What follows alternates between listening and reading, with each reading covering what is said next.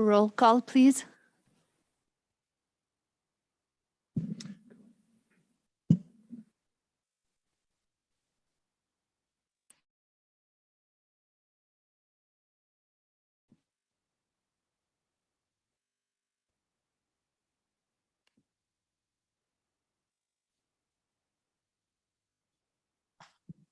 Okay, going to go to do attendance. Chairman Gonzalez. Chairman Juarez. Here. Chairman Sandu. Here. Chairman Singh. Here. And Vice Chair Curry. Here.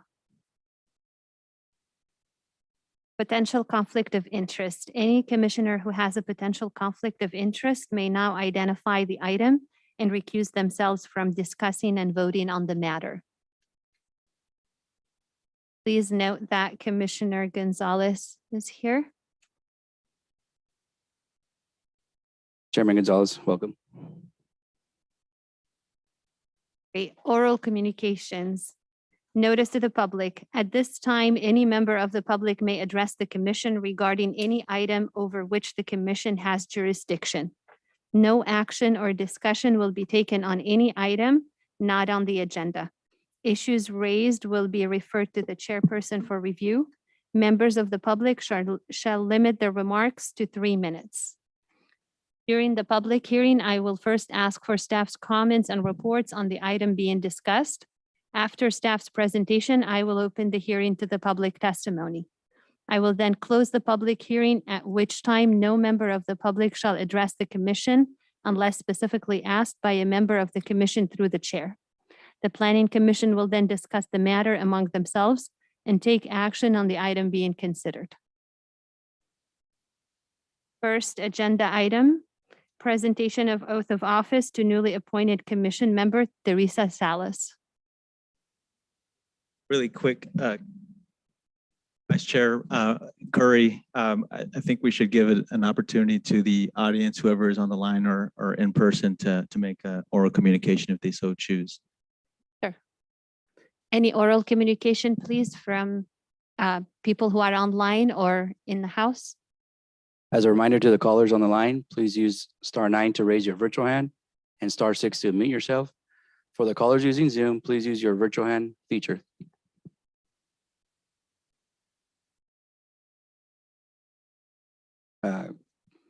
Vice Chair Curry, I believe there's no callers on the line. All right, so we will now move to the presentation of oath of office. Thank you, members of the Planning Commission. It is with great pleasure that I would like to welcome Commissioner Teresa Salas to the board. Mrs. Salas is an active member of the community, and we are very happy to have her as part of this committee. Mrs. Salas, would you like to join us at the front, please? And Lupe will be administering the oath of office. Ms. Salas, if you don't mind standing a little bit more to the side here. Okay, if you can please raise your right hand and respond with "I do." Do you solemnly swear to support and defend the Constitution of the United States and the Constitution of the State of California against all enemies, foreign and domestic, that you will bear true faith and allegiance to the Constitution of the United States and the Constitution of the State of California, that you take this obligation freely without any mental reservation or purpose of evasion, and that you will well and faithfully discharge the duties upon you which you are about to enter? Congratulations. You may take a seat. State.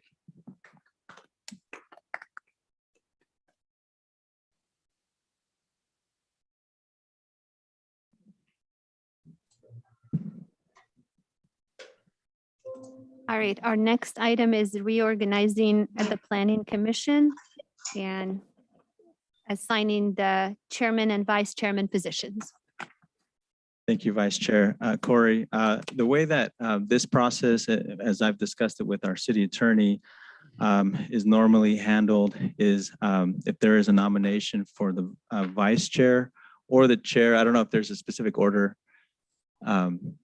Typically, the chair position would be filled first. Okay. And so that nomination could be seconded And then we would allow further nominations in a second for other folks who are nominated. And then we would take a roll call vote for each of those nominations until both seats are filled. So go ahead. And if I can clarify Sure. that, you take them one at a time. So you would start with the chair position and complete the process for that before you moved on to the vice chair position. Nominations can be taken and they don't need to be seconded, but typically the person being nominated would given the opportunity to accept the nomination. And then, you know, once you've received all of the nominations that are going to be made, y'all can discuss it as the commission before you vote on it. You will want to give an opportunity for the public to comment on the item before the vote. And then a motion can be made and seconded to name one of the nominees as chair, and a vote on that motion will appoint that individual as chair. Thank you. All right, any nominations? I'd like to nominate Commissioner Curry. Thank you. Nominate, I'm sorry. I would like to go ahead and second that nomination as well. Thank you so much, and I accept. Any discussions? Do we need to open it to the public? Any public comments on the nomination, please? As a reminder to the callers on the line, please use *9 to raise your virtual hand and *6 to mute yourself. For the callers using Zoom, please use the virtual hand feature. Commissioner Curry, there are no attendees on the line. All right, thank you. Roll call, I guess. How do we vote on it? Technically, you'd need a motion, even though there is only one nominee. Someone would want to make a motion to name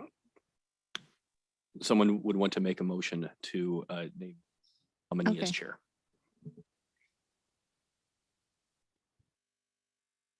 I'd like to make a motion.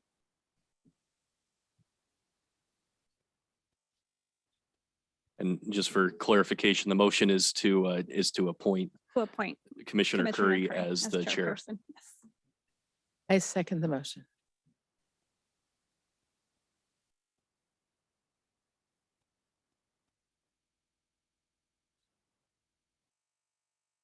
I'll go and take roll.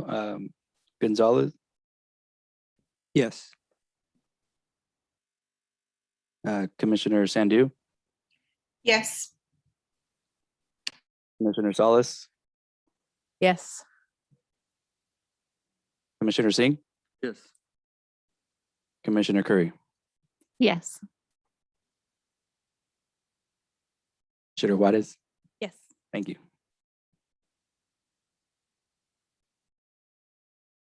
Thank you. I would like nominations now for the chairperson, Vice the Chair. vice chair, sorry.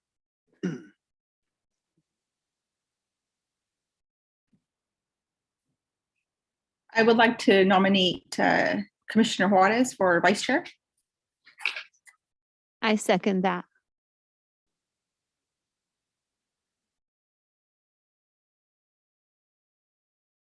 I'd like to make the motion for Commissioner Juarez to be the vice chair. And I second. Any public comments? As a reminder to the callers on the line, please use *9 to raise your virtual hand, *6 to unmute yourself. For the callers using Zoom, please use the virtual hand feature. Commissioner Curry, there are no callers on the line.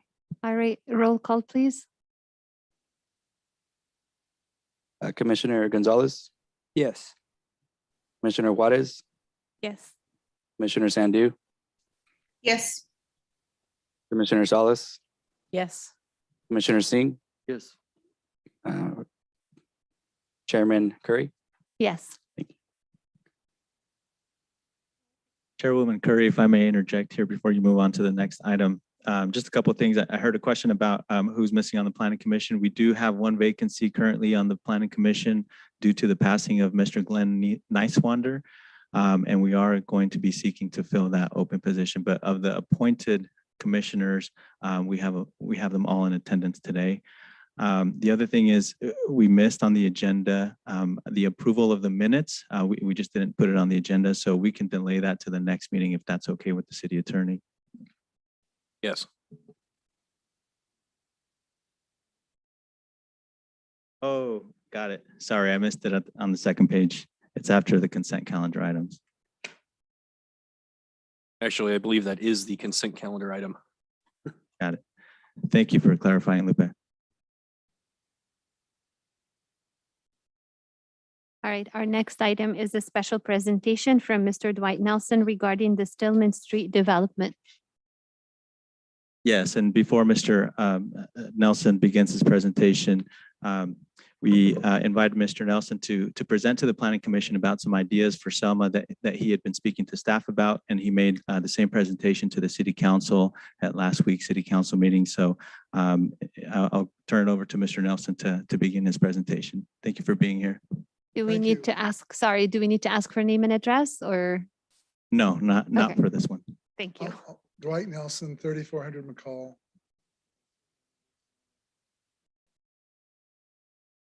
I'm Dwight Nelson. Heard of me, and some of you may not. I've been involved with Selma since 76 years.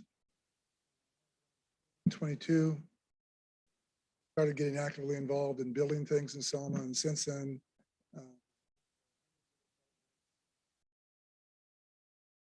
residential house, maybe 200 residents.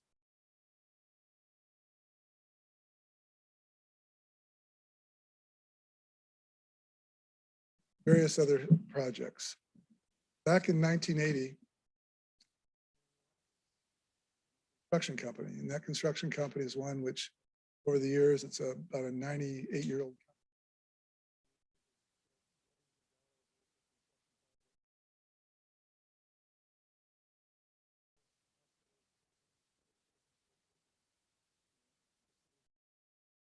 So quite a bit of stuff. Back in 1980, I needed a new office. So I was going to build an office, what is now 3400 McCall.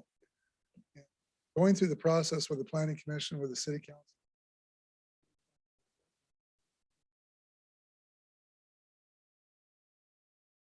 John and Jeff Shepard's legal office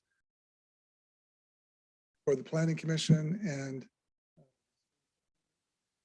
they decided that my office building was going to be next Shaw Avenue in Selma. The office building that I was building was basically a duplication of one that was on Shaw Avenue. Local merchants, everybody said, oh my gosh, this is it. Dwight's going to turn McCall Avenue into Shaw Avenue. So we better come up with a specific plan and make things that we're not making anybody else do. And so the McCall Avenue specific plan was created. I've been bringing this up for about 2.5, 3 years. As why is the McCall Avenue specific plan followed? I think that's important. And city staff says, well, gee, we can't find it. We don't know where it is. We've never heard of such a thing.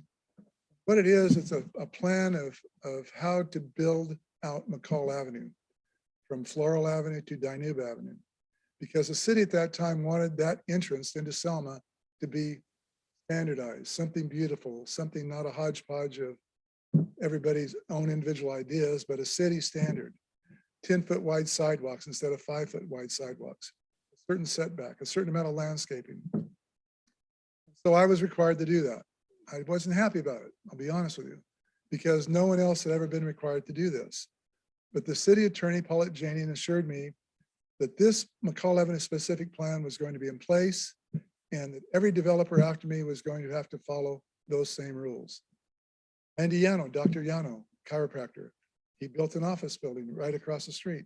He was required to follow that plan. Henry Askham Farms, which has their trailer park, was required to follow that specific plan. That was about the end of it. Residential development that occurred from Barbara down to almost Floral was not required to do it. Apartment building that was just built on the corner of McCall and Nelson Boulevard was not required to do it. When I asked the citizens, why aren't you making everybody follow the McCall Avenue specific plan? Even Selma Unified School District did not follow it. When they put their fence up 5 foot away from the curb, which, as you know, and you should know, that from the face of the curb back 10 feet, that's city property. That is not Mr. Jones' property or Mr. Nelson's property. That's city property. That land and that property you have to develop per the city standards. That's all been given away. It's all been given away now. And I'm asking the Planning Commission to really consider this in future developments, because I think the entrance into Selma is really important. Hall Avenue is the main entrance. Floral Avenue, east and west, is the main entrance. Rose Avenue is the main entrance. 2nd Street and Nebraska are main entrances. I believe that Selma should hold those out to be something really special, require specific developments like you did in the McCall Avenue specific plan that was made into an ordinance back in 1980, and ensure that every developer develops accordingly. And that then will create a nice eye-catching appearance as you drive into Selma. And I'm asking the commission to keep that in mind. I'm asking the planning department to keep that in mind for all developments, including the one that you're just approving out on Floral on the Floral Avenue should be made into a 4-lane, properly landscaped, properly sidewalk that allow children to walk to and from school, people to walk to and from on a 10-foot wide sidewalk instead of a 5-foot wide sidewalk. Because 5-foot wide sidewalk on a street where people are doing 45 miles an hour is not. Somebody on that sidewalk, if you have people passing, somebody's going to get pushed off the curb. That's why you have a 10-foot sidewalk. He told me that 41 years ago. I didn't want to do it because I didn't want to spend the money. But now that it's done, I go, you know what? That's a pretty good plan. I just hope that everybody follows it after me. That's the first thing. The second thing, back in 1995, I developed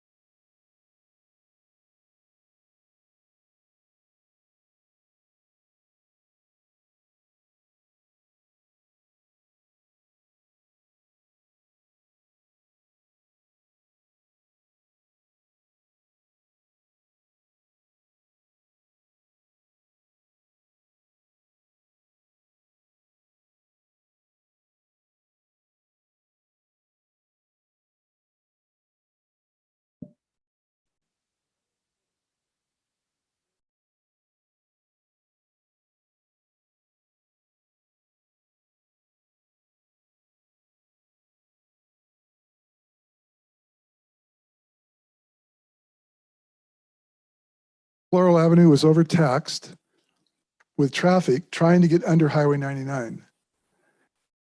This development here created that problem. And so Caltrans says we've got to prevent that problem from increasing.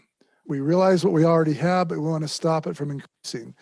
So Mr. Nelson, you're going to build this, and you're going to build an intersection here at Peace Boulevard and Stillman Street and Highway 43. That's the biggest intersection in Selma. It's going to be lighted, traffic lighted for 2 turn lanes right going into what is to be Stillman Avenue. It's going to have 2 turn lanes coming out of Stillman going south. It's going to have 2 turn lanes going into Peace Boulevard. It's going to be this massive intersection. And I fought that because I said, there's no way my development is going to create that need. But the planning department, the city engineer, and Caltrans says, it's not just you, it's we have to solve this problem. And the way we're going to solve this problem is we're going to create a new 4-lane road from Highway 43 all the way up to DeWolf. And that 4-lane road is going to be where big box stores are going to go, where this Food for Less, where these developments are now located. Going to have multifamily, R3, high density, going to have medium density, R2, going to have a new school out here. And so what happened was a ponding basin was built here. A gigantic water tank was installed by California Water to provide water. I was required to bring sewer extension across Highway 43 into this area. And that's how that property was supposed to be developed. South of that, Rose Avenue was going to also be developed as a large street. At that time, they did not have turnabouts.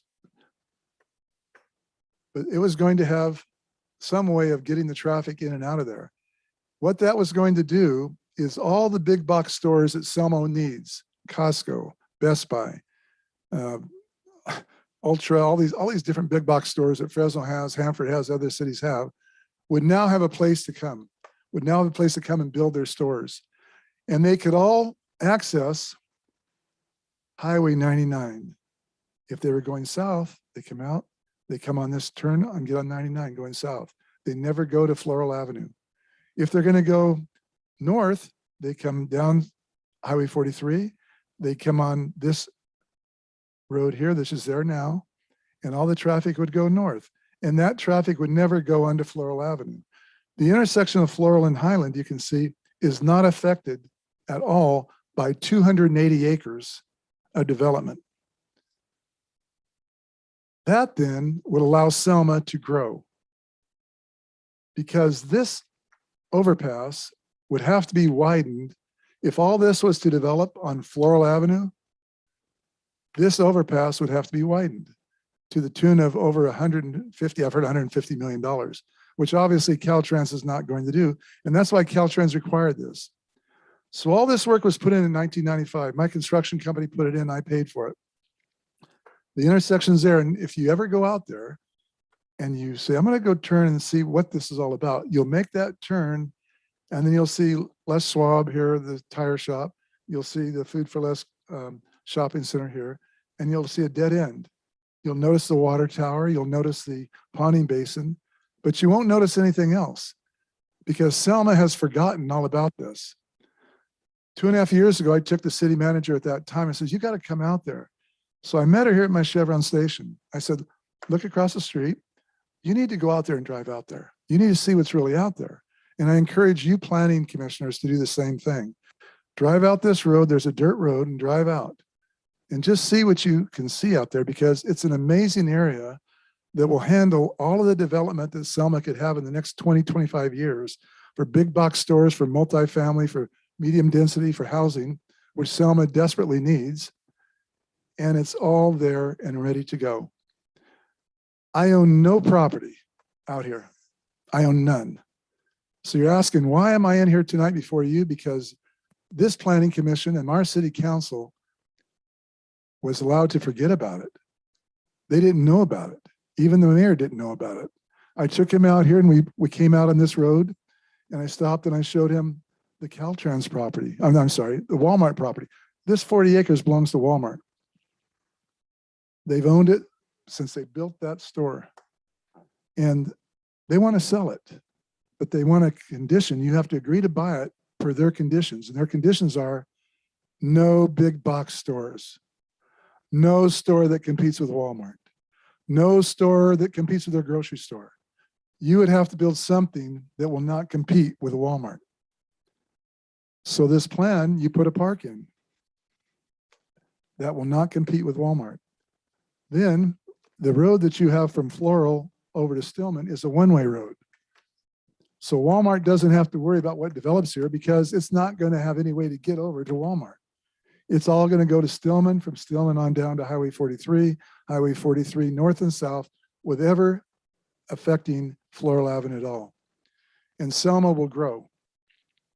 Right now, I'm an apartment owner, and I'm going to tell you right now, I have no vacancies. I have people waiting in line to get an apartment. Can't afford a house. Houses now are $300,000, $350,000. They can't afford that. They want an apartment, but I have none to give them. This will allow building to go on. Where do you have R3 and R2 now in Selma? If you look at your map and see where it's at, there is some, but it's not in desirable areas. This is all, would be all new. But it takes Planning Commission of Selma and it takes the City Council of Selma to do something to encourage this property to develop. And the way you do that is the way I was encouraged to develop an auto mall. And what happened back when this occurred in 1995 was the city planning commission, the council said, what will it take to get an auto mall in Selma? Because that revenue is going to be immense for Selma. Tremendous gamble, a tremendous gamble. And I rolled the dice and I gambled, and the city worked with me and said, we'll give you a tax sharing agreement on sales tax. If you put your money into this and put this auto mall in, put this development here in for the Holiday Inn, the restaurant, you're going to create sales tax money for Selma. You're going to create jobs for Selmans.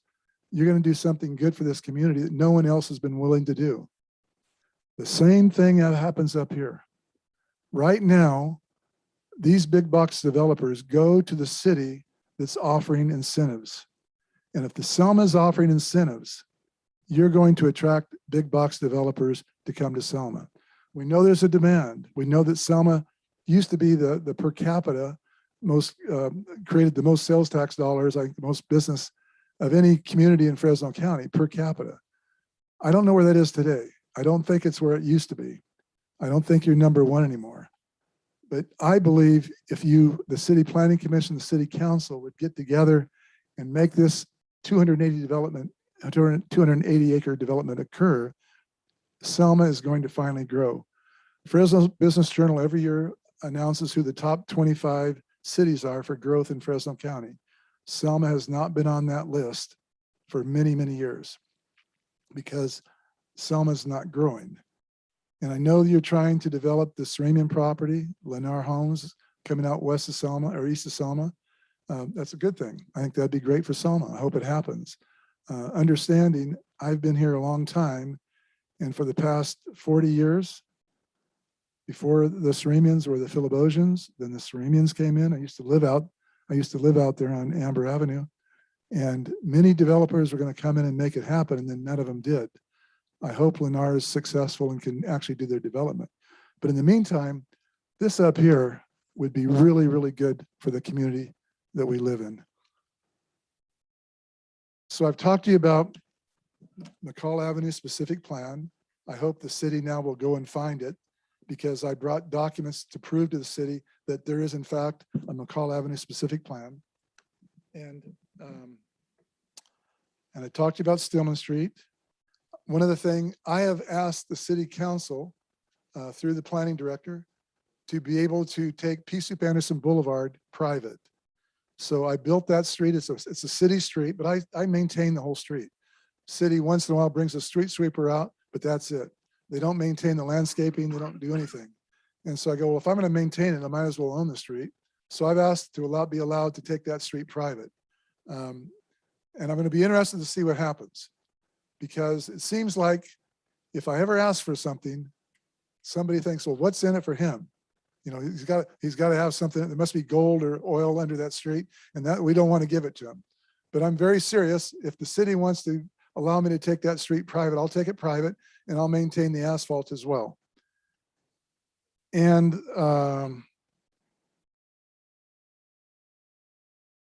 that's it. Just about the major thoroughfares coming to Selma.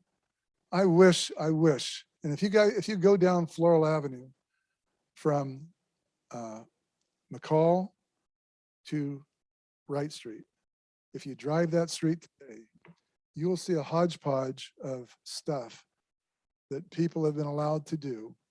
Building fences 5 feet from the sidewalk, 5 feet from the curb line, building probably any number of fences that you can imagine on McCall Avenue. They've by Barber Street, they're allowed now to build fences 5 feet from the curb, and that's not legal, but they're allowed to do it. And I just wish that someone would try to encourage upper end college graduate people that are being created in Fresno to come here and live here, take their children to school here like I did. But that all, in my belief, comes down to the Selma Planning Commission and the Selma City Council to make this a place where people want to live. And if you do that, I think you'll turn Selma around and make it a town that grows instead of just stays stagnant. Thank you for allowing me to speak to you. Thank you.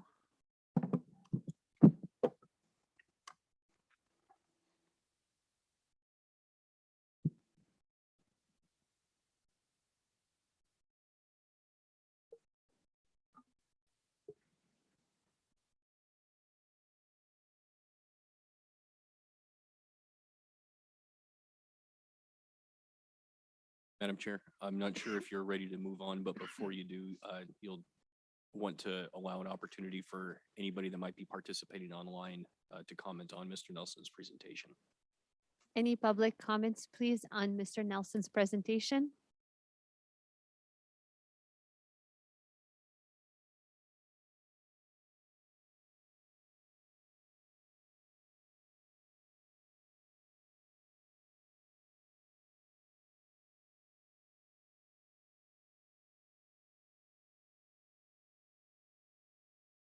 I apologize. As a reminder, the callers on the line, please use *9 to raise your virtual hand and *6 to unmute yourself. For the callers using Zoom, please use the virtual hand feature.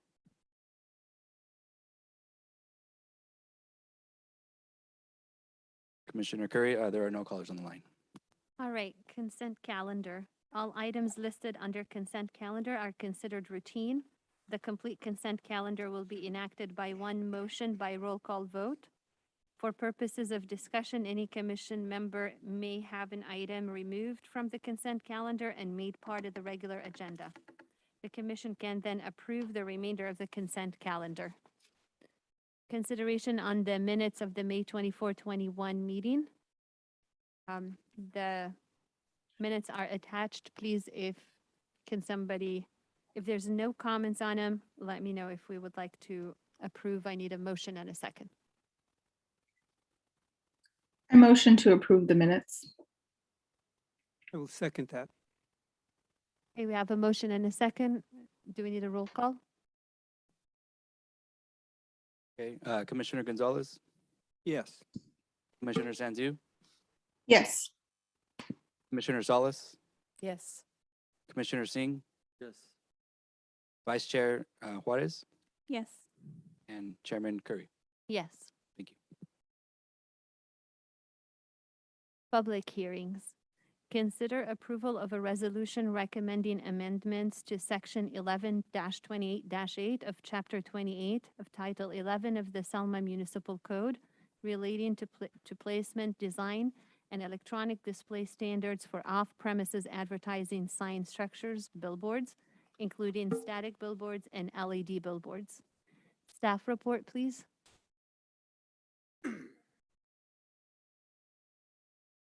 Chairperson Curry. Commissioners, Kira Noguera, your city planner.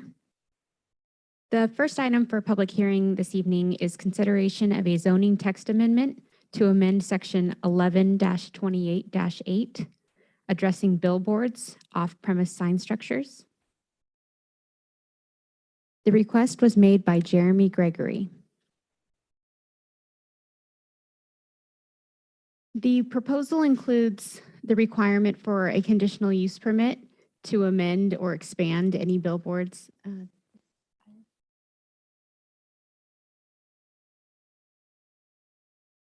Just one moment, excuse me.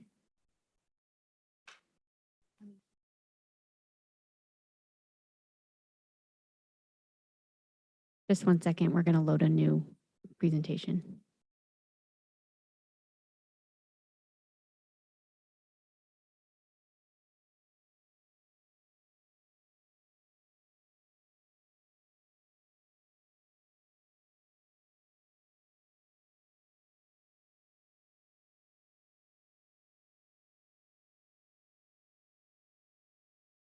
It's fine.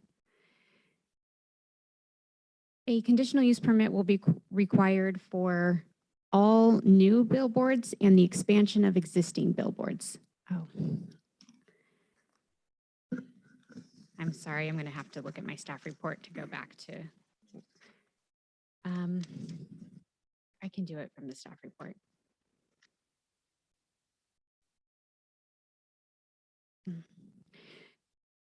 The purpose of this agenda item is to hold a public hearing to consider a zoning text amendment. The applicant would like to construct two billboards that currently exceed the size and height requirements of the Selma Municipal Code. So therefore, the applicant has applied for this zoning text amendment to accommodate for the increase in height and size of the proposed off-premise signs. Some of the changes that have been proposed by the zoning text amendment include the requirement for a conditional use permit for all new billboards and the expansion of existing billboards. The allowable height for a billboard is currently 32 feet, and the proposed height would be increased to 55 feet. The total sign area would be amended from an allowable area of 300 square feet up to 672 square feet.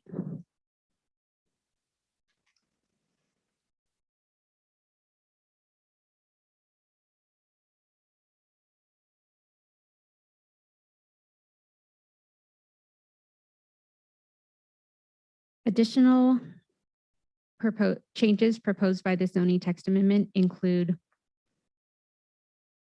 requirements for LED and electronic message boards. These include the requirement for all billboards to meet the Caltrans outdoor advertising standards. Also to use the signs for emergency messaging, and also outlines the time period and process for correcting a malfunction.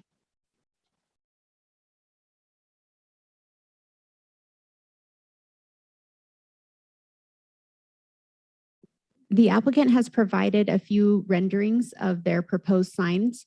This is just an example of what this new code would allow. This code would apply citywide.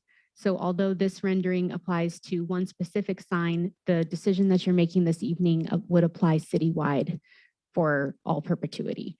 Any proposal for a specific billboard would be heard by the Planning Commission with a approval, or I'm sorry, consideration of a conditional use permit.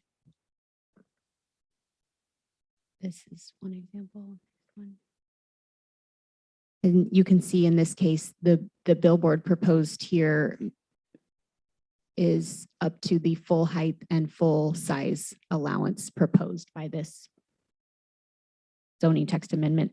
But in the future, any any billboard proposed could meet any other standards as long as it had those, did not exceed the requirements that are proposed here.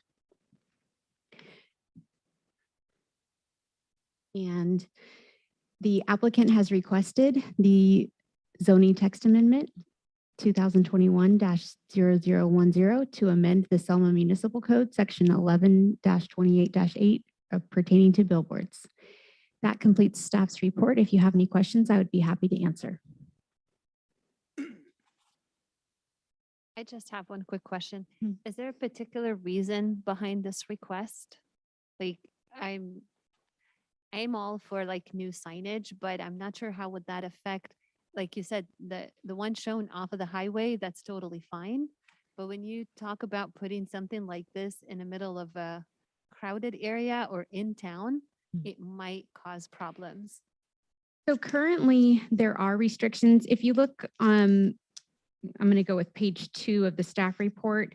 There are the section is called placement. So there are no changes made to placement requirements. So in this case, as it currently stands and as it would continue if this was passed or not, signs are only permitted within 200 feet, I'm sorry, off-premise signs. So that would be a billboard. If it's advertising a business that is in that present location, then they have separate requirements. Right. This is what's considered an off-premise sign because it's not advertising for a specific business at a specific location. They are free to advertise whatever they like. In this case, billboards are only permitted within 200 feet of Highway 99. The space is south of Park Street and only in the M1 and M2 zone districts. No billboards are permitted within 500 feet of residential uses or properties zoned for residential uses or general plan designated as such. And uses across Highway 99 from a proposed billboard shall not be considered in this requirement. So if it's across the street, then they don't consider whether it's residential or not. And also, no billboard shall be placed within 660 feet of another billboard or freeway-oriented sign. So there is a limited area in the city that it would be permitted. And there's also, because it says that you can't be within 660 feet of an existing billboard, that area is pretty saturated with signage at this point. So that's something that would have to be worked out by future applicants, whether they would propose a replacement or moving signs. I have a question. Mhm. On Highway 99, what should be the distance from the shoulder? Is there any requirement? The there? requirement is less than 200 feet. No, it's less than 200 feet, but the distance where they are making the ground for the billboard and the shoulder, because since you are making it 55, I can see it's requested for 55 feet tall. So you're assuming for the worst case, if it falls down. So if it's within 55 feet, that's going to cross the shoulder and it may result in traffic troubles. I believe Caltrans would be the only deciding factor on that. Do you agree, Fernando? So I feel like we should first get recommendations from the Caltrans, like what are their Mhm. requirements for the height, since whatever we construct in our city, it should not trouble the traffic, Correct. So I think we should get Yeah, would there be issue from glare? For example, when you're driving to Fresno at night, there Mhm. are some large signage like this that glare does affect the traffic. So I'm not sure if we would be putting ourselves in a position later to cause trouble, for traffic on Highway 99 and with Caltrans if we approved one of those signs to go up and then they don't meet the requirements. Another area that come to mind is Highway 43 or like Dinuba and McCall. Those are areas that you could possibly put a big sign, but not too far from that, it is all residential. Mhm. And I believe at night that glare is going to affect, even though you say within 500 feet, but 500 feet is not too big for a sign that size, Mhm. it will affect the residential area surrounding those. Those are all valid concerns. Doesn't Caltrans already have the standards set for that They as do. far as glare and That's correct. I'm gonna. traffic, impeding It's traffic or ODA. Hold on one second. safety or Okay, that? so this is called the Caltrans Outdoor Advertising Standards. So Caltrans does have standards set to make sure that these types of signs do not impact traffic safety. They also have an enforcement division. They have a website that describes all of the requirements for their signage, and any signage that's within Caltrans right away or proposed along the Highway 99 specifically or Highland Avenue would have to meet the Caltrans standards. That would So- be one of the requirements. They have to meet those first. Correct. So in our ordinance, we require that they meet those standards. We don't repeat them because they are free to change them and amend them as they see fit. So our standard just refers people to their standard. The staff report says that would like to construct 2 billboards. Do we know where he wants to put them? Yes.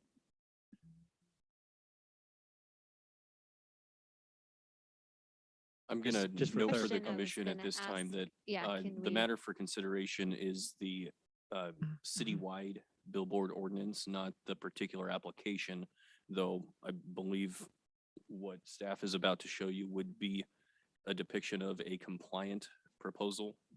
So for purposes of this being an example of what a project that would satisfy these proposed standards, that's what's going to be showed. It wouldn't be compliant at this point because there are existing billboards that are too close as these existing standards stand.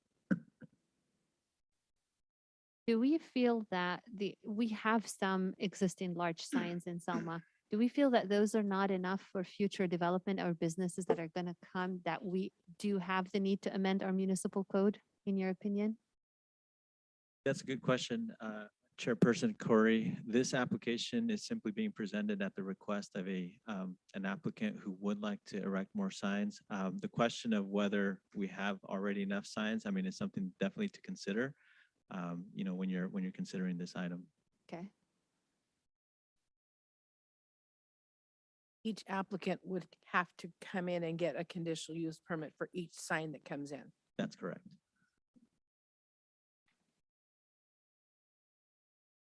It's going to take us a few minutes to find that exhibit.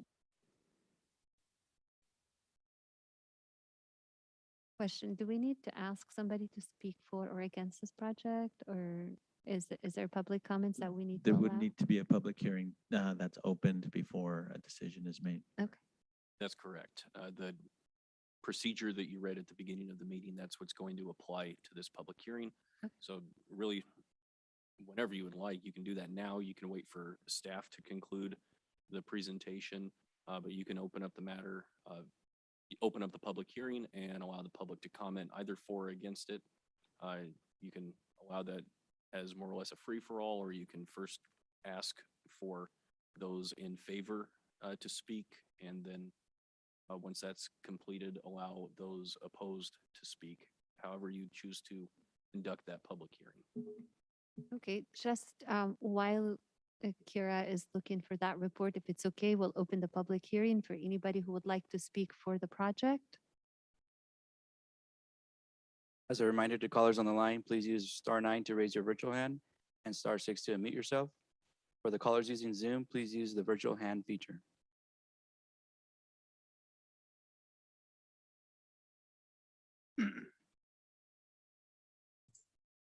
Chairman Curry, we do have one person wishing to speak.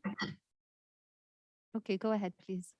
Hi, my name's Jeremy. I'm with West Coast Billboards. I'm with my wife, Stephanie, co-owner of West Coast Billboards. I was listening on a couple of your questions, and we're currently trying to build north of town where there aren't any billboards on the cuffs of the Tulare County and the city limits. So when they mentioned the saturation of billboards on the south end of town, I think there's 4 billboards in the city limits right now. There'll be 2 smaller ones and 2 1448s at 55 foot overall that do currently exist along 99 in the city limits. The other concern was what we call looms, or the brightness of the LED billboards. Once again, they are on the north end of town, heavy industrial area. We are regulated by the state, so when the sun goes down, the looms go down along with the sun, so they're not really bright. You do currently have some billboards or I should say LED signs. Farney has one. I think the Selma Auto Mall has one that are pretty bright signs, and I think they're great signs. But these will be quite a bit less bright than those existing signs now. Thank you. Is there anybody else that would like to speak for the project? As a reminder to the callers on the line, please use *9 to raise your virtual hand and *6 to unmute yourself. For the callers using Zoom, please use the virtual hand feature.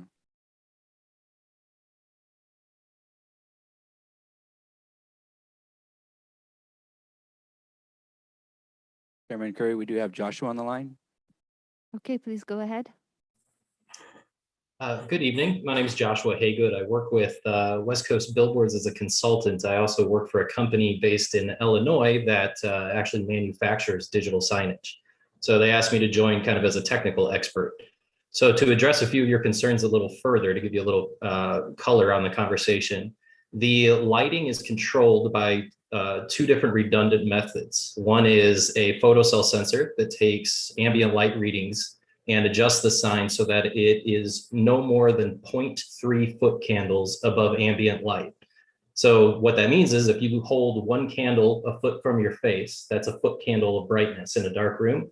This is 0.3 of that. So a 14x48 has national standards that Caltrans has also adopted that says it cannot influence surrounding light more than 0.3 foot candles above ambient light. So as the day progresses into evening and as morning progresses into daytime, the sign adjusts brightness to correspond with that appropriately so that it does not have any impact on the surrounding area and the lighting of that area. So on the north side of town where it's mostly industrial, there's not other signs, it will not impact it in a negative way. There are things we can do to demonstrate that in lighting studies, in which you could possibly require for the conditional use permits. The other thing is that these will not have animation capability. They are built so that they can only play static images that rotate. So with no transition effects or anything along those lines, which is different than on-premise signs, which typically do show animation. So I just wanted to point out those 2 technical differences. to make sure that you had a more clear picture of the capabilities. Thank you. Anybody else? As a reminder to the callers on the line, please use *9 to raise your virtual hand and *6 to unmute yourself. For the callers using Zoom, please use the virtual hand feature.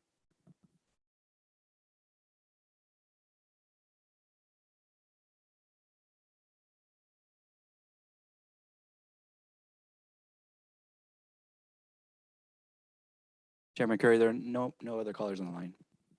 Anybody would like to speak in opposition? As a reminder to the callers on the line, please use *9 to raise your virtual hand, *6 to unmute yourself. And for the callers using Zoom, please use the virtual hand feature.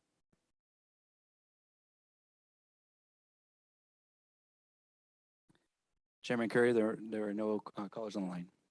Okay, seeing none, the public hearing is now closed. I will turn it back to staff for their presentation.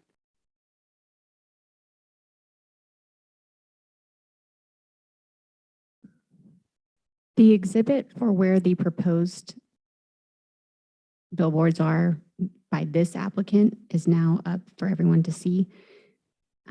It's kind of hard to read. Let me zoom in on it here. The sign at the south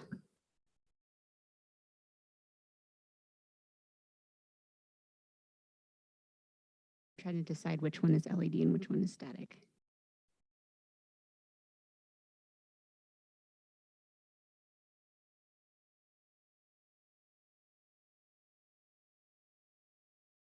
On the, so I think, can I point to it with the mouse? Okay. This is where one billboard is proposed, and this is where the second billboard is proposed. This is Highway 99, and this is DeWolf Avenue. So again, today we're not voting on the location of these. We're just voting on amending the municipal code, and this applicant is going to have to come back for his CUP, Correct. right?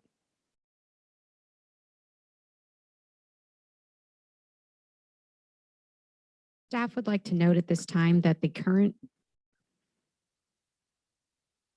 zoning ordinance and even with the amendments proposed, restrict billboards south of Park Street, which is south of this proposed location. So that's something, if you do want to pass these amendments this evening, I would recommend in the applicant's best interest that that be removed from this ordinance. Or simply reword it to include everything north of Park Street. What Kira is saying, currently the zoning ordinance restricts billboards to south of Park Street along the 99. To be able to accommodate the applicant, we would need to revise that to also include locations north of Park Street along the 99 and in M1, M2, or M3 zones. That was my error, that I should have made a part of this amendment as proposed, but didn't realize that they were north of Park. I will now turn it to the commission for discussion. And if I may add, just before you begin your discussion, if the planning commission requires more information than what's being presented, we can always, table the discussion and bring it back at a later time. So that's my opinion, but of course I'll hear everyone else. I think this is major change to our code to be done just over one meeting. We also don't know where we're going to approve it. Like you said, south of Park Street, if there's anybody that's going to object to that, I think it would be fair to notify probably property owners around that area and give them a chance to come here and talk about it. Plus, it would be great if we can all drive to those locations and truly see for ourselves how is it going to affect, people that are there before we make a decision. Because again, this is a major change to our municipal code, and it is being proposed solely based on the request of one applicant, not really on a need that we're seeing citywide. And if I just may reiterate that we're not considering any specific locations. So when you're referring to visiting the specific sites, are you referring to all the industrial zones where this would be allowed? Right. Okay. Yeah, that's because you said there are specific locations that normally we would allow these type of signs regardless of the size that is being proposed. Mhm. So I think it would be wise to kind of check these locations out and see how a double the size is going to affect everything around it. And I also wanted to note on noticing, because this is citywide, it required a notice that went in the newspaper for conditional use permits on specific properties. Any property owner within 300 feet of that location would receive a notice in the mail. But for this application that applies citywide, no notices were mailed to homes. Okay. And in typical, I want two things from you, like one is the Caltrans ODA standards. Another thing, since they are increasing the size of the billboard, they are proposing to increase the size. So definitely the wind load is going to be an issue for that as well. So I also want to what is the requirement? Like what are the safe standards for the size versus wind load? So how does it affect? And also the major concern is especially for the highways and within the city limits. Like if we are erecting a 55 feet tall, any sign, if it falls down, it has to be in safe zone. Like 55 feet is a lot. It's a huge structure. So we want to make sure there is nothing in the target area, So please provide those things. Thank you, Commissioner Singh. I'm sorry, I didn't mean to interrupt. Were you finished with your comment? No, I'm done. Okay. Yeah, and that's absolutely a legitimate concern. Anytime that we have an application for the construction of a billboard or any other sign, we do request structural plans and calculations for anything that's built, and that's reviewed by our plan checker and engineering department. But that is always something that we review in terms of the structural integrity, making sure the wind load factors are adequate. But that is something that if you'd like to have in writing within the code, I think we can definitely include Yeah, that. and third thing is the luminosity of the billboards, especially the LEDs. Sometimes you are driving, if it's a blue, black, brown, something, that's okay. But suddenly you are driving and it turns white. That turns you blind. Yellow and what? So those what is the standards for the luminosity for especially for the billboards, which doesn't affect the drivers, or whosoever is coming in the range. So please provide those things too. Those standards are provided by Caltrans. We can tell you what the current Caltrans standards are in our Yeah. next report. Do you have with you? It's available online, so I can look it up pretty quickly. As the applicant has explained to me, there's a program actually as part of the LED sign that regulates the lumens depending on the daylight, because those would change as the day progressed. And so they're basically restricted from those, their specific type, but again, this is citywide, are restricted from exceeding those standards. It's programmed into their billboard. Reason is the small size billboard LED, and once you're making it wide, you have one torch light or you have 10 torch lights. So they are going to add something, But I believe what staff is saying, there are already requirements in place for those. And I believe the city cannot be more restrictive, right? Or can we? I think we can. I think we can set Caltrans standards to be the minimum requirement and then add more stringent requirements. But city attorney can correct me if I'm wrong. I haven't looked at the implications of that. Generally speaking, I agree with those comments. The city could be more restrictive than Caltrans if it so chooses. And since we're talking about billboards here, there is First Amendment implications. Our office has not conducted an analysis on that, but again, generally speaking, you could adopt the Caltrans standards. You could adopt something more restrictive than those if you so choose. I would be concerned with the enforcement ability of the city. The Caltrans enforces their standards, but I'm not sure how we might implement enforcement of our reduced standards. Just something to consider. I'm sure we could figure it out, but That I believe would be applied, at least in part, at the application and CUP stage. I believe the applicant who spoke earlier, they're available for questions as well if the planning commission has specific questions for the applicant. Thank you. Are there any further comments or, I mean, would we like to table this to get a little bit more information? And anybody would like to make a motion to table this topic till the next meeting? And Madam Chair, before you do that, is it your intent to continue the public hearing to a specific date? You opened and then closed the public hearing, but if staff is going to bring back additional information, it's probably best to give the public another opportunity at that later time. Yes, Your absolutely. options would be you can continue today's public hearing to a date certain, and it would not have to be renoticed. As staff has indicated, this citywide ordinance was noticed in the newspaper. So continuing the public hearing to a date certain would dispense with having to go through that process again.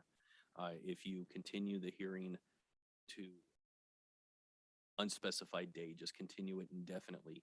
When it comes back around, staff would have to go through the notice process again. Okay. So, and it's really up to the commission to decide which route to take. And do we have a way of making additional announcements? I'm not sure how many people read the paper anymore.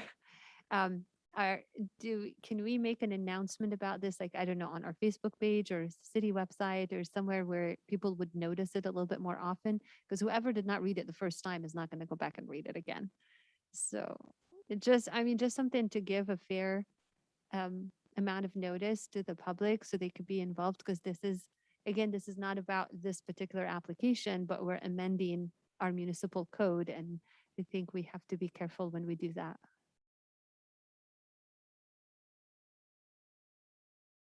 I just have one more question regarding under the what is it, electronic message signs.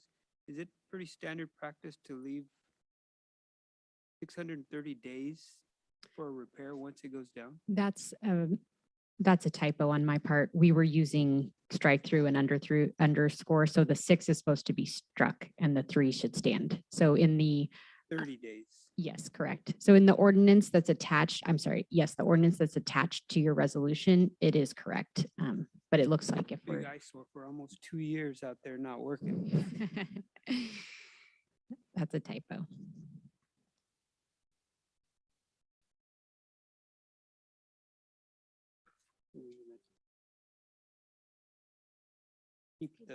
Continue it. The right word, right? Continuing this to You- next meeting, You or can continue it to the next meeting, specifying that Correct. date and time. okay. Had enough time to get whatever information the commissioners requested. Yes. Okay, so we will continue it to our September 27th meeting.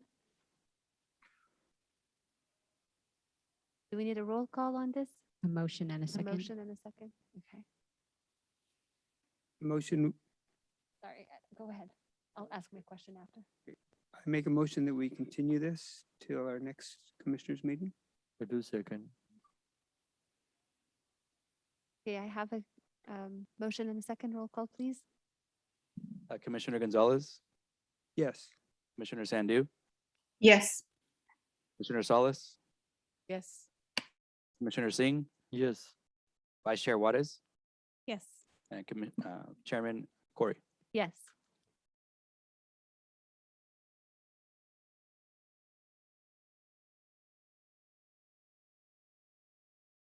Thank you.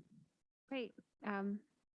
Third item on our agenda, consider approval of a resolution recommending amendments to various sections of Chapter 10 of Title 10 of the Selma Municipal Code relating to truck, trailer, RV parking on residential streets and other public rights of way. Staff report. Yes, thank you, members of the Planning Commission and Chair Corey and Vice Chair Juarez. This item is being presented to the commission at the request of the Selma City Council. Various members of the City Council receive frequent complaints from residents about trucks, tractors, trailers, mostly commercial vehicles, and RVs as well, parking on residential streets. And that presents a problem in many respects. Mostly, there's safety concerns because sometimes they park too close to the intersection, and vehicles who are coming in and out of the residential area have a hard time navigating or looking around those vehicles to avoid any collisions. It's also a concern for our Public Works Department, who maintains our streets, because those residential streets specifically are not designed to carry that much weight, and over time they break down much easier. And also, a lot of the complaints are just because they're an eyesore. Commercial vehicles like that normally are not well received in residential areas. And so staff looked at our existing ordinance to see what restrictions there currently were. And since I've been here at the city, it's been pretty difficult to enforce what we currently have on the books. Our code enforcement officers often encounter resistance from the owners of these trucks and trailers and tractors, mainly because they challenge how we're verifying the weight of these vehicles. Currently, the zoning ordinance specifies that anything over 5 tons is not allowed in residential areas. It's very hard for our code enforcement officers sometimes to verify that. Sometimes, you can look and see, just kind of visually guess what they are, but it's not a very foolproof way of enforcing that ordinance. So what we have attempted to do with this revision, this proposed amendment to the zoning ordinance, is to be more specific about how we're defining truck, tractors, trailers. We also, added language about, exceptions to those rules, and, if there's deliveries being made and those kinds of things, that's something that the City Council also wanted us to consider. We defined semis, but we also referred quite a bit to the California Vehicle Code, because that allows us to not necessarily have to continue defining and redefining, a semi or a truck, tractor, and just make sure that we're always staying up to date on the California Vehicle Code and how that defines trucks and motor trucks, commercial motor trucks, et cetera. And then one of the other things that we've added that was not currently addressed in the ordinance is the issue of recreational vehicles, RVs, travel trailers. Right now, our ordinance only specifies that you can't use a mobile home or travel trailer to live in residential areas unless it's zoned for a mobile home district. But it doesn't say anything about parking them on the street if you're not occupying them. So people tend to leave them on the street for extending periods of time. We've had several issues, with us addressing, parking of RVs on streets, and all they do is move it a foot, and they're technically in compliance according to the California Vehicle Code. So we're hoping to address that loophole, so to speak. And we're also, allowing for, folks who are bringing their, RV, for example, from storage, to load it up before they go camping or leave for the weekend, to have that flexibility as well. So one of the exceptions is that you can have a travel trailer for 72 hours in any given month in front of your home. As far as storing of recreational vehicles, we're also making allowances that you can store them in the driveways or in your backyard, and just not on the street. So I think this will hopefully satisfy many of the residents who have complained, but not just them, but also be flexible towards the owners of recreational vehicles. One thing I forgot to mention with regard to the commercial trucks and tractors and trailers is that we do have designated areas within the city limits where people can truck commercial vehicles like those. And those are already spelled out within the zoning ordinance. We're not making any changes to those areas. So that's still an option for, folks who are in the trucking industry to be able to park their vehicles. But that really is the gist of my presentation. And as far as CEQA goes, this isn't something that would impact the environment in any way. We're not proposing an increase to traffic or anything like that. So we feel that this is exempt under the common sense exemption under CEQA, section 51061B3. This item was properly noticed in the Selma Enterprise on August 11th. There are two options. There are several options really, but the main ones being that the Planning Commission can approve the attached resolution recommending the approval of the amendment as presented, or the Planning Commission may make modifications or adjustments and then present to the City Council under the condition of those modifications, or just to recommend denial of the proposed amendment. So I would be happy to answer any questions at this point. So were you able to figure out how we're going to enforce it? Like, can they tell the weight or how? Good question. Let me go back to the actual text of the proposed amendment. So what we did to try to get around that, and I think is going to be effective, is that we defined commercial motor truck more broadly than just the weight. If it's used for any commercial purpose.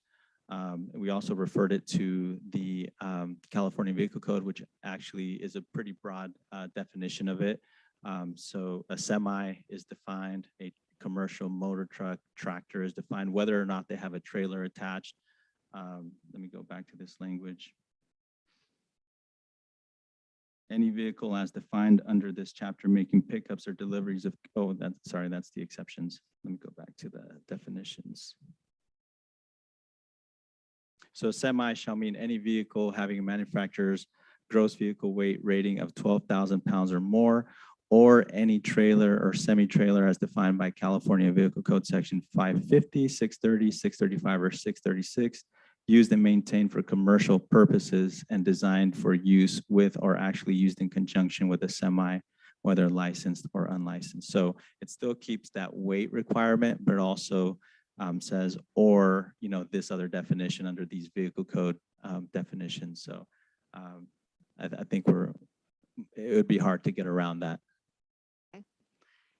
The other objection, if you want, I think we're gonna come across is that for RV and travel trailers, there's actually absolutely no parking space available in any storage area in our immediate area. So between Selma, Kingsburg, Fowler, Parlier, I know that because I personally called. My neighborhood is full of these, including one. We all park them in our driveway, but we hate to have them in our driveway, honestly, just because, but there's absolutely no space. So the question is there any way we can provide, I don't know, maybe the city come up with a secure location that people can rent, or because if we're going to have them remove them from the streets, the first thing they're going to tell us, okay, where would you like me to take it? And, and sort of keep it somewhat accessible, because the pandemic created this issue. A lot of people felt safer traveling in their own trailers versus renting or going to hotels or traveling by airplanes. And that's when we saw a surge in purchases of RVs. And if you actually go to RV sales lots, they have none available. It takes time to order one, to get it, and they tell you. It's amazing, crazy how much the sales increased in the past 2 years. But at the same time, we are not prepared to store all of these. And I think that's why now they're just on the streets and in the driveways and everywhere. So I'm not sure how we could solve that at the same time. If there's any public property in the city of Selma that it could create revenue, because people will gladly pay the rental space for it to store them securely and not have them in their, in their driveway even. Because if we tell them move it from the street, yes, they'll put it in a driveway for a little bit, then it comes back on the street, or they're going to keep moving them around. But storage is an issue right now. And thank you for sharing that. That definitely sounds like a major concern. I was not aware that we were so short on storage space. Sounds like an entrepreneurial opportunity, though. Yes. And I am aware of several property owners that currently are improving their parcels in the industrial area to accommodate commercial truck parking. We're in frequent contact with them, and it might be something that the city can approach them and say, hey, there's this opportunity, and maybe you could consider also allowing RV storage if they make the proper safety improvements and things like that. Right. But no, good point, and we'll definitely pursue that and see what appetite there is to provide that additional service. All right, yeah. In other neighborhood, truck drivers tend to bring them home because they're gonna leave the next morning. So I also don't know if there is a rule against parking it overnight in front of your house because they don't want to go park it knowing that they're leaving the next morning. For travel, That's for travel RVs, trailers, but yeah. I'm talking about semis and, big trucks that like truck drivers that like for a living. So I noticed that out in the subdivision Vineyard, because I'm there a lot and I sell, I'm in charge of the sales in that subdivision. A lot of the homeowners there are also truck drivers. So they tend to bring them home because for the ease of it, they don't want to really have to park it somewhere else and then drive their car home, drive to that location. So I don't know if that is okay or if that's an issue. Currently, because the area around that subdivision is not developed, they're parking them like in the Front of vacant properties. vacant properties, right? But I'm not sure at a certain point if it'll become an issue or not. I mean, I have one issue. I have been in trucking industry and I have been running it for 12 years. So basically, for the safety issue, truck is once it's the truck and trailer attached, they vary from 68 feet to 75 feet, depending, the brand and the size. Itself, the trailer is 53 feet long. And if you see the width, it's some are generally they are about 8 feet, and some are oversized.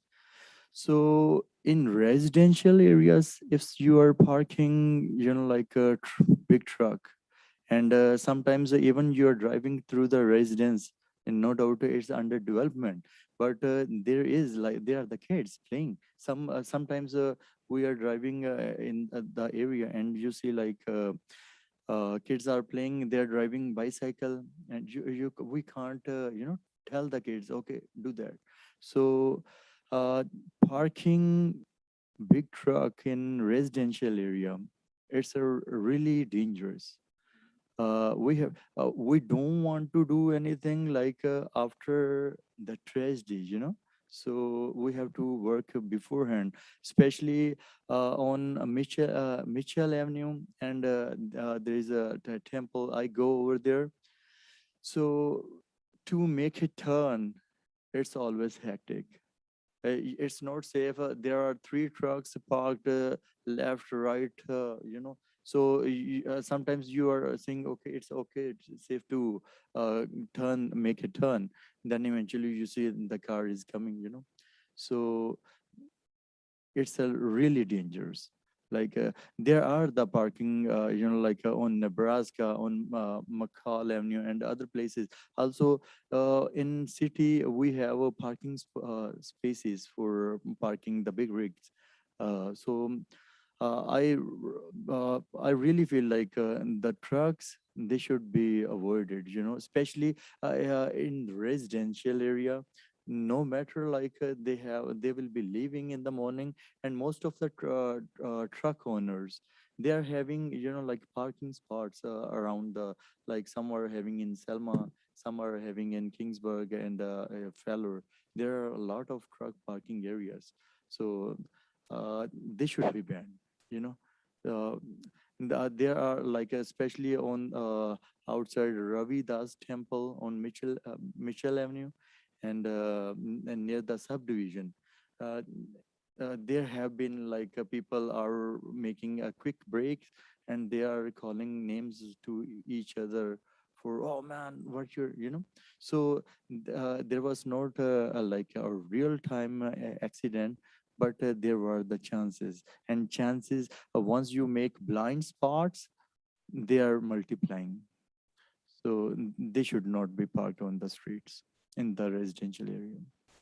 I agree. My father drove a diesel truck and most of them leave real early in the morning when it's still dark out. So you don't see who's around you.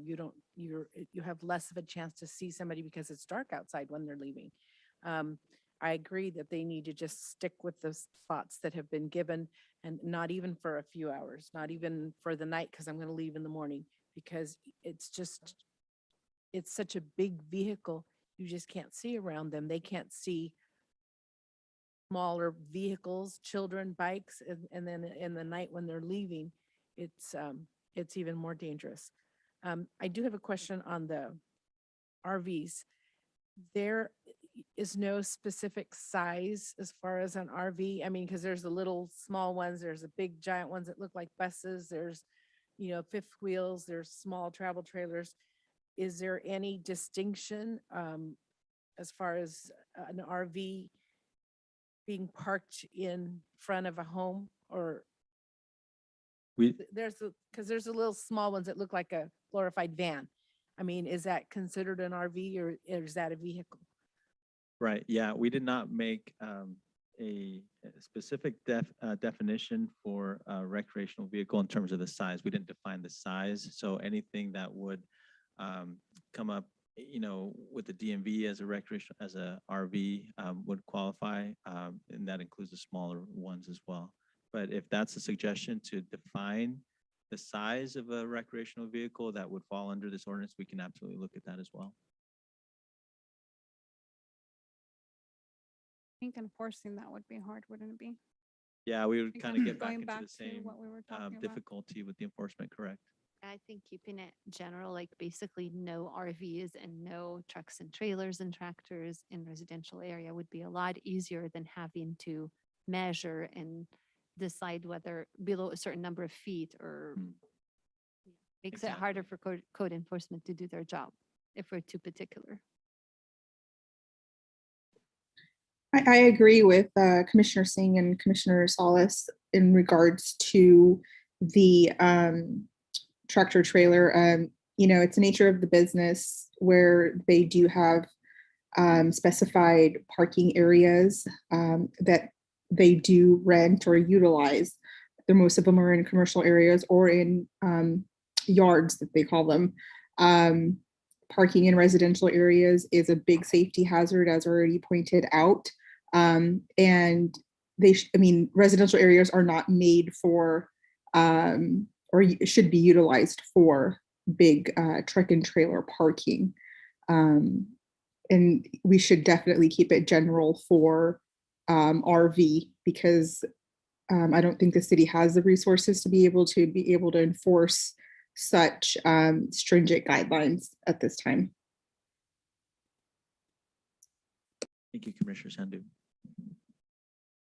Madam Right. Chair, now might be a good time to open up the public hearing. So anybody who would like to speak for or against the amendment of the municipal code relating to truck, trailer, and RV? As a reminder to the callers on the line, please use *9 to raise your virtual hand and *6 to unmute yourself. For the callers using Zoom, please use the virtual hand feature.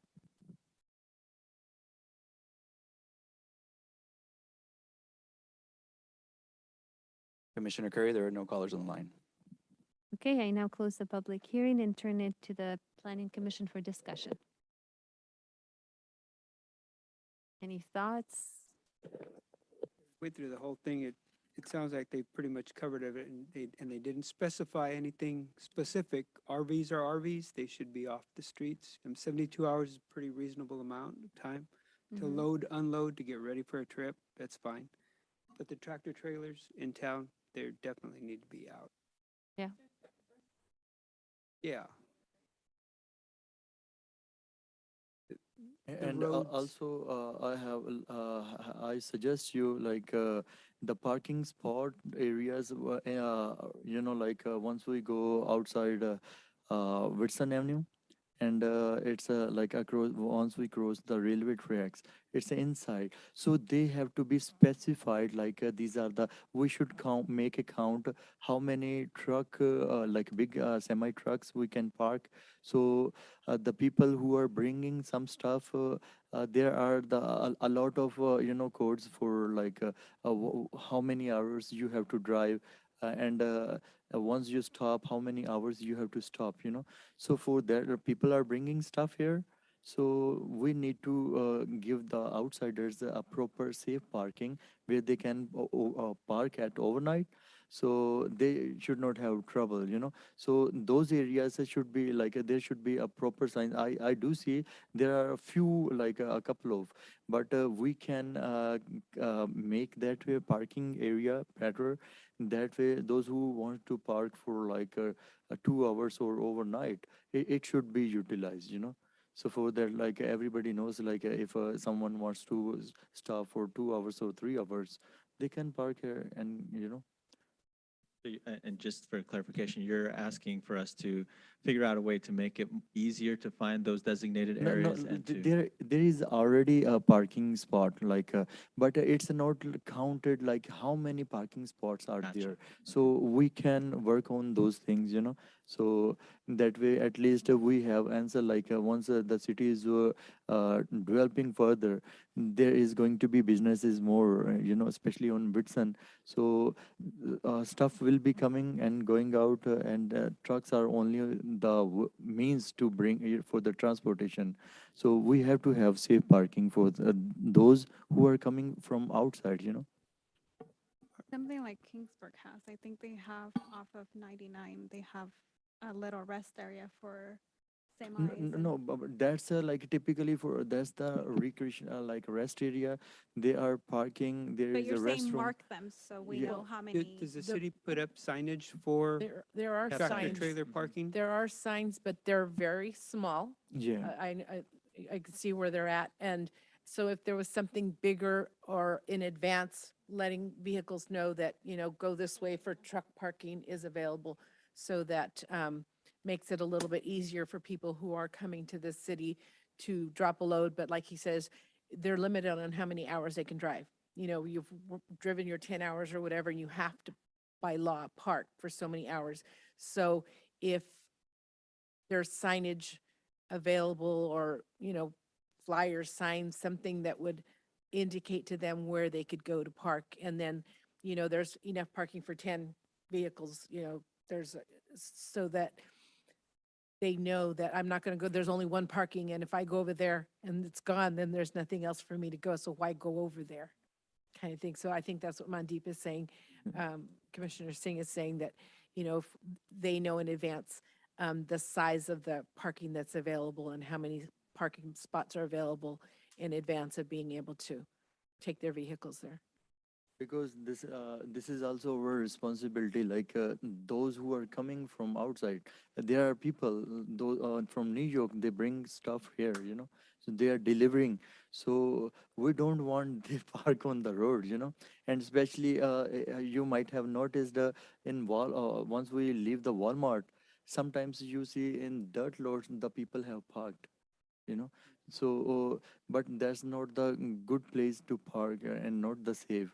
But we have the space, we can amend it, So that way, like it's good for everyone. So all the big businesses, we inform them, hey, if there is any truck comes for they want to park overnight, this is the place. So most of the time it happens like somebody goes to truckers go to the warehouses and they say, oh, can we park? They say, no, you can't park here. It's for the small vehicle. Then they can come, they can navigate them.